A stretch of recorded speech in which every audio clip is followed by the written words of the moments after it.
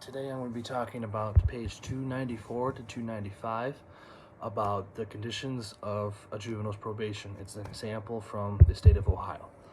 So to begin, the first one that I liked was by having the juvenile in school every day and on time. I believe this will limit overall delinquency of that juvenile because they will be in school, they will be studying, they will be doing the school activities, they will be communicating with the probation officer after school hours, but the probation officer serves a role in making sure that they are at school, because the school will call the probation officer if that juvenile is not in the classroom during that day. It will also better educate the juvenile if they are in school and they are being taught to be better functioning members of society. The second one is prohibiting the juvenile from using, possessing, or the sale of alcohol and drugs.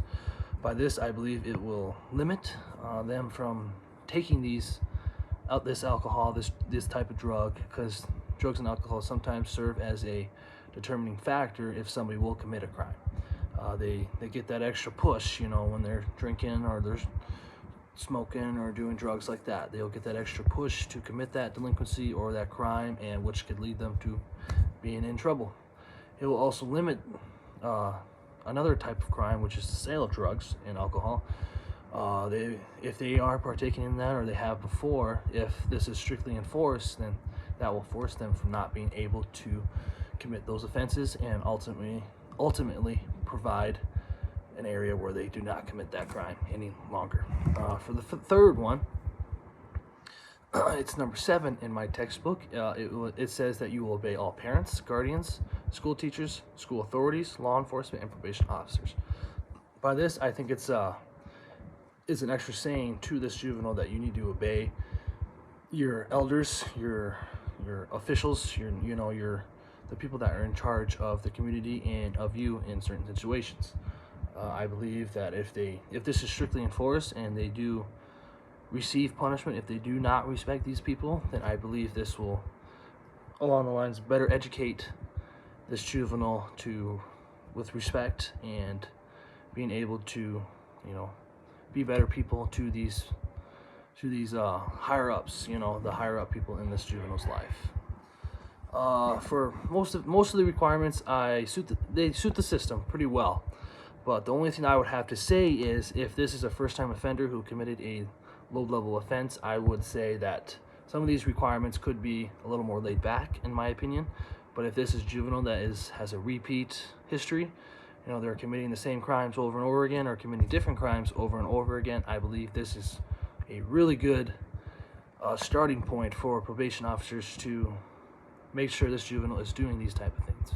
I know it's very hard for probation officers to supervise 24/7 of these juveniles, especially with the caseloads they do have. So with the time they do get with the juveniles, I believe that they should enforce all these rules to the maximum extent. Some of the rules that could be laid back if the juvenile was a first-time offender would be, you will not leave the state of Ohio without permission. If this is a first-time offender, I believe that they should not be required to do that. Like I said earlier, if this is a repeat offender, then absolutely they need to contact their probation officer and let them know what's going on and if they could have permission to leave the state of Ohio. You obey all laws. I know that's a little funky one, but some laws are pointless. Obviously, some laws are broken every day, by normal people that, just some laws are dumb, and I think that's not taking it in consideration of what happens in daily life with certain laws.